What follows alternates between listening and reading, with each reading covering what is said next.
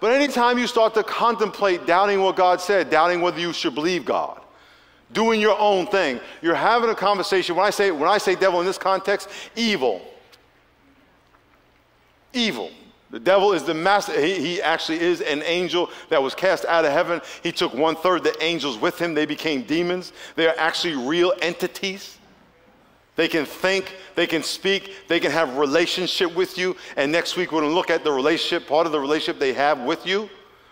I tweeted out one day, do you have a relationship with the devil or something like that? And someone said, I have no relationship with the devil. That's a deceived person. Because in the least, he is your enemy. And that's a relationship. In the least, he's your deceiver. I was watching ESPN this morning when I was working out, and they had a piece on college basketball fans who heckle the visitors. And the stuff they say, which is horrible, but they go online and they research all about the individual and try to find their mother's name or whatever, and they use that against them. And say all this nasty stuff about their mother, their family, their race, whatever, and try to get in their head, and they're talking about how to censor these kids. But when I was watching them go on the internet and they were doing the piece, how much research they do on the player so they can get under the player's skin, the devil does the same thing. He knows you. He knows what you like. If you like blondes, he's going to send blondes your way. Hey. He ain't going to send no Latina to you. You ain't interested. If you like Latinas, he's going to send you a Latina. Blah, blah, blah, blah, blah, blah, blah. He knows your button. And so he's going to say, so you don't want to talk to him because he's going to lure you in. Oh, by the way, as a side note, why was Eve by herself? Where's Adam? Now, on a practical level, God, you give me a woman, you're both naked, you tell me to have babies. Why is she by herself? I mean, for real, she's in the garden by herself. Where are you at? If you ask Christ, and by the way, naked meant physically, emotionally, spiritually exposed. They didn't see nakedness like we do. We'll see that in a minute. Once they sinned, they did. But if you're a Christian, you say, I want to walk with God, and you are not around other Christians, you're going to get tempted more readily. You need to surround yourself with godly people, godly counsel. So here's the number one weapon. Here it is, right here, verse 4. It comes in a two-part lie. It says, the serpent said to the woman, you will not die. In other words, if you do what God said don't do, you will not suffer a consequence. You will get away with it. Now, barring some lapse in common sense, I would imagine that when you sin, you think you're going to get away with it. Now, I know some of y'all might go, oh, I'm going to get caught. It's going to be so much fun. But I got to believe the average Joe is going to say, I'm going to get away with it. You think stuff in your head. Oh, she just thinks she all that. She ain't all that. I'm cuter than her. Look at her. That's not even her hair. That's not even her hair. I know she ain't got no hair like that. And you straight up got to weave.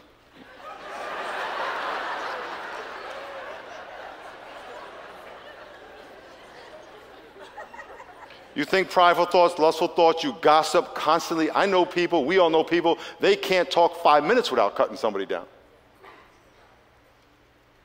Drugs, you think you can have sex with who you want, no consequence.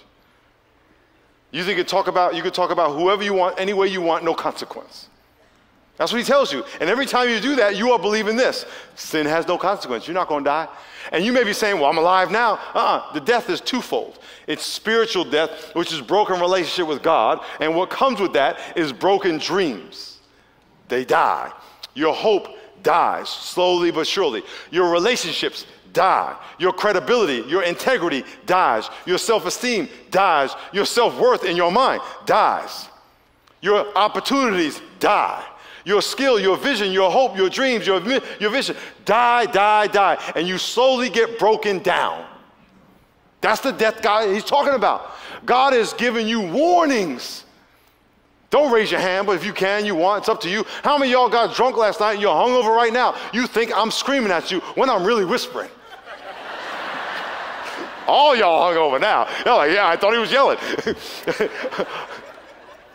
That hangover is a warning. Don't do that again. That's the warning. Die, die, die. And when the devil says you're not going to pay any consequence, he is lying to you. How many of you have done, or years ago, months ago, days ago, you did something that God said don't do with your body, with a relationship, and you are suffering the consequences, and or you are addicted to that thing or person, and it is painful. The addiction is painful. So this addiction to a painful something is what the devil told you would bring you joy. And yet now you want to stop, but you can't. So you are addicted to destroying yourself. That is death times 2. He lied to you. And here's the trip thing about it. You're not even blaming him.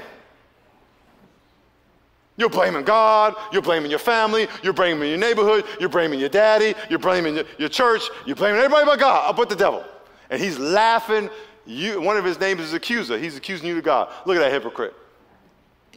Oh, he's a mastermind.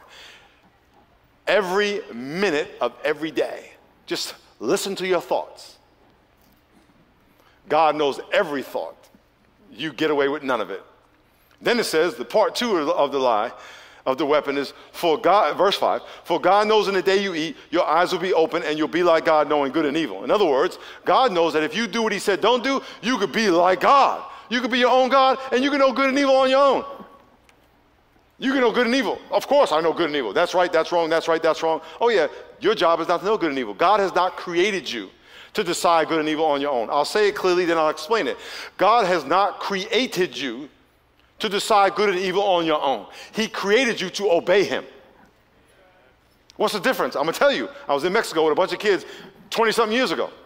I was a youth pastor, and we were giving food and clothes to the poor, and this little girl came up. She was 5-ish, ponytails, little skirt, no shoes, walking in the mud. It was a chilly day, rainy. She came with no shoes, and she wanted shoes. Yo quiero zapatos. She wanted shoes. I want shoes. I said, I got shoes. Zapatos. God said to me, no zapatos. I said, God, you know Spanish? It's pretty cool. He said, Miles, don't give that girl any shoes. I'm like, why not? She's here. I got shoes. She doesn't have shoes. I don't get it. It's not my job to get it. I said, no zapatos. So she walks to somebody else. She walks to somebody else. Zapatos, zapatos, zapatos, zapatos. She wanted shoes, so one of our kids gave her shoes. She walks down the hill. And I saw it happen. And I was like, God, why couldn't I have done that? What was the big deal? Pastor comes out of the church, like, at that moment. He says, if that girl comes back, do not give her any shoes. I'm like, why not? He says, because it's a scam. She's not poor. She's going to go down, take the shoes off, come back and get more shoes, and they're going to get all these shoes and clothes, and they're going to sell it. That's not my job. It's not my job to know that. It's not my job to make that decision. My job is to say, God, what do you want me to do? The devil says, you don't need God. You don't need the Bible. You don't need to preach. You don't need to go to church. You can decide good and evil on your own. You want to see people being their own God? Just watch the news. Here's what's right. Here's what love is. Here's what marriage is. Here's what doing the right thing is. Here's what free speech is all about. All these rules that the world is telling you, and then they tell you, don't impose your religion on them, but that's exactly what they're doing. God says, that's not your job. And when you do that, you are doing exactly what the devil wants, which is this, making your own rules. He says, I made the rules. And if you make your own rules, something is going to die. Period. So what do? All day long, we make our own rules. And by the way, Christians can be the worst because you could use the Bible to make your own rule that's not biblical. Then you're double twisted because you actually think you're doing it in God's name. And you're not. You ever been in a prayer meeting? Let's pray for our brother, and you spill all his personal stuff. And then you pray. And God goes, you just broke the confidence in that person. And then all of those people go, guess what I heard? Some of them may pray, but most of them, I shouldn't say most because I don't know, but I'm going to assume because I hear it all the time, they're just going to say it. Yeah, they this, they that, this, they that. And then they tell somebody, and then they tell somebody, and then they tell somebody. All of that is garbage from hell. And the devil's just laughing at you. And people who aren't Christians say, I'm not going to that church. And you know what? They're right. And the devil just got it all to, he is genius. But God is smarter. Let's keep reading.